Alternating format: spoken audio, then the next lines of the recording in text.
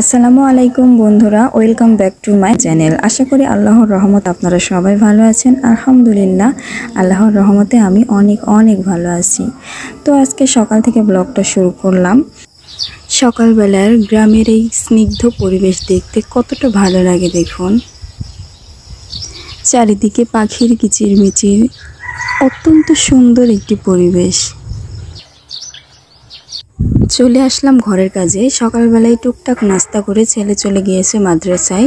তো আমি এখন আমার ঘরটাকে গুছিয়ে নিচ্ছি। ঘরটা গোছানো প্রায় শেষ। এদিকে ফার্নিচারগুলো দেখছি অনেকটা ময়লা হয়ে আছে, যার কারণে আবার ফার্নিচারগুলোকে পরিষ্কার করতে লাগলাম।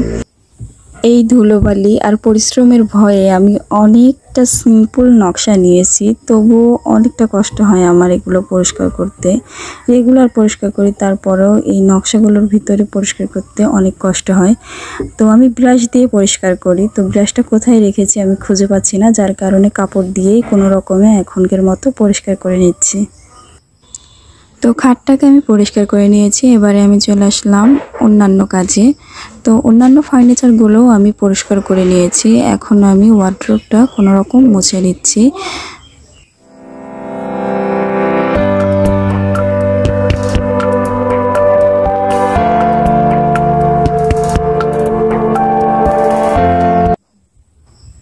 আর এদিকে দেখুন, আমার ড্রেসিং টেবিলের ভেতরে যতগুলো কসমেটিক্স আছে সবগুলো এলোমেলো হয়ে আছে।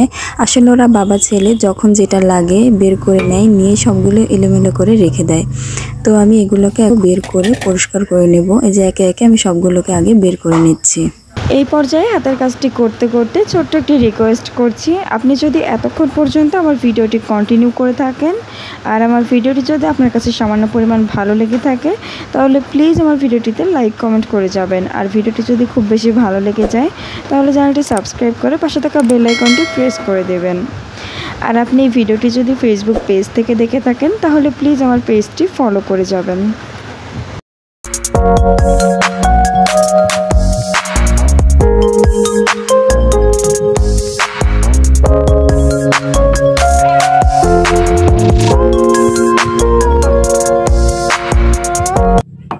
এই যে দেখুন, আমি আমার ড্রেসিং টেবিলের কসমেটিক্সগুলোকে আবার ভালো করে পরিষ্কার করে গুছিয়ে নিয়েছি। আর ড্রেসিং টেবিলের ডিজাইনগুলো আমি আগে থেকেই পরিষ্কার করে নিয়েছি। এখন ভেতরে কসমেটিক্সগুলো গুছিয়ে নিলাম। আর এদিকে ছেলের মাদ্রাসার ছুটির টাইম হয়ে গিয়েছে। তো আমি এখন ওকে আনতে যাব, আর ওদিক দিয়ে আমার মায়ের সঙ্গে একটু দেখা করে আসব, কারণ আমার ছেলের মাদ্রাসার কাছেই আমার মায়ের বাসা। তো ওদিক দিয়ে আমি আমার আম্মুর সঙ্গে একটু দেখা করে আসব। আম্মুর সঙ্গে ওদিকে গল্প করছি, আর ওরা তিনজন এখানে এসেই কি জানি লেখাপড়া করতে শুরু করে দিয়েছে। ওয়ালিদ কথা বলে তো, সালাম দাও সবাইকে। আসসালামু আলাইকুম ওয়া রাহমাতুল্লাহি ওয়া বারাকাতুহু।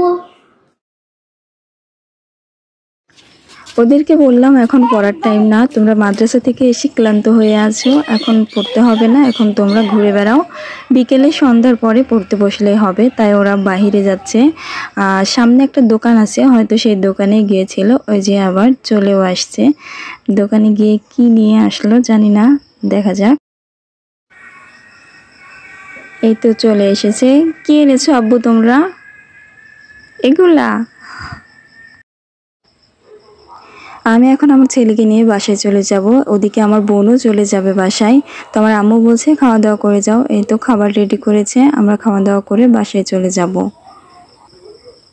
আর এদিকে আমার ছেলে বলছে আমি একাই খাবো, আমি নিজ হাতে খাবো, তাই ওকে খাবার বেড়ে দিচ্ছি, ও একাই খাচ্ছে। তো যাই হোক, ও খাওয়া দাওয়া করে নিচ্ছে। খাওয়া হয়ে গেলে আমরা আমাদের মতো বাসায় চলে যাব।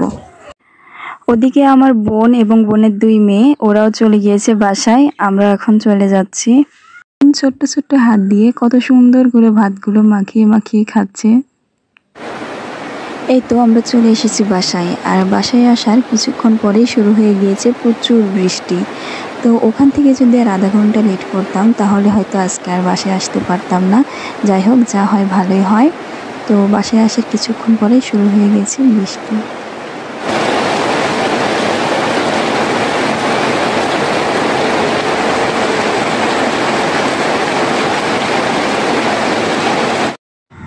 আর বাহিরে যেহেতু বৃষ্টি হচ্ছে, ও খেলতে যেতে পারছে না, যার কারণে ঘরেই অনেকগুলো খেলনা নিয়ে খেলতে বসে গিয়েছে, একা একাই খেলছে।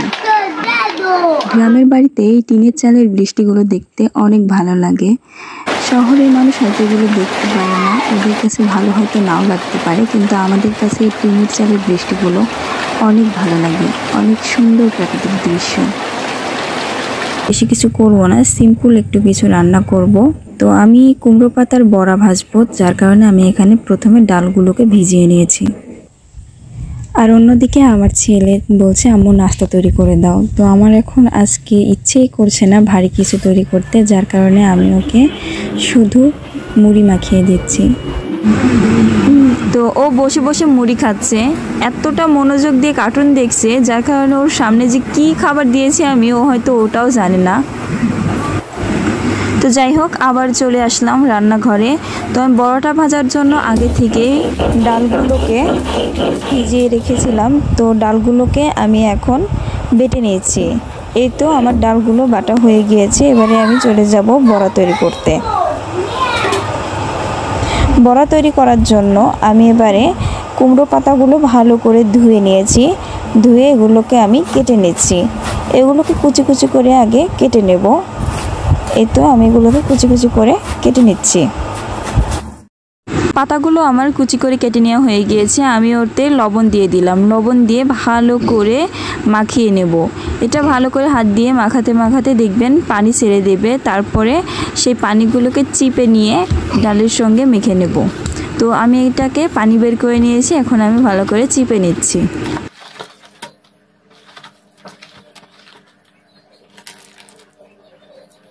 পাতাগুলোকে চিপে নিয়েছি, এবার আমি ডালের সঙ্গে মাখিয়ে নেব। তার সঙ্গে আর লাগছে পেঁয়াজ কুচি, মরিচ কুচি, ধনে গুঁড়ো, হলুদ গুঁড়ো, জিরা আর লবণ। সবগুলোকে এবার ভালো করে মাখিয়ে নিলাম। মাখিয়ে নিয়েছি, এবার শুধু তেলে বড়াগুলোকে ভালো করে মুচমুচে করে ভেজে নেব।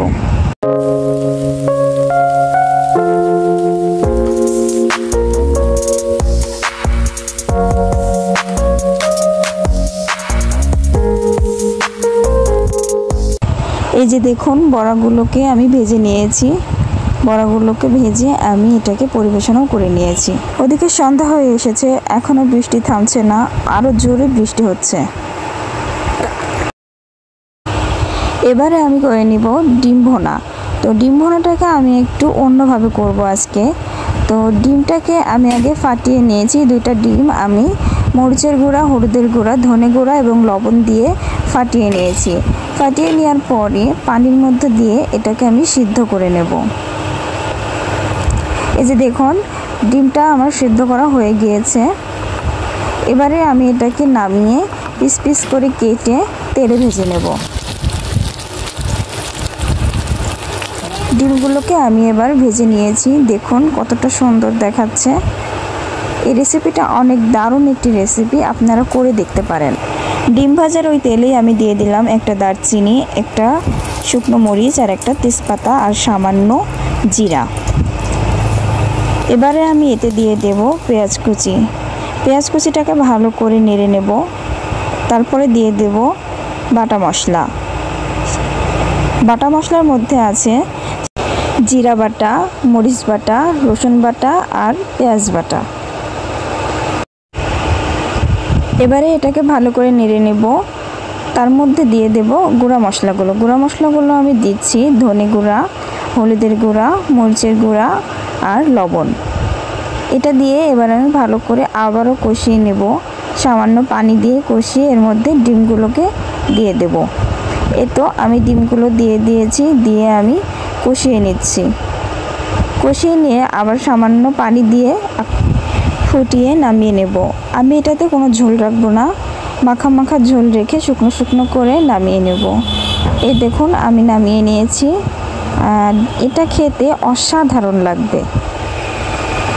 দুটো রেসিপিই আমার তৈরি, আমি রেসিপি দুটোকে পরিবেশনা করে নিয়েছি। তো আজকের ব্লগটা আমি এখানে শেষ করছি, আর বাড়াবো না। আর যদি কোনো ভুল ত্রুটি আমার হয়ে থাকে আপনারা অবশ্যই কমেন্ট করে জানাবেন। আল্লাহ হাফেজ।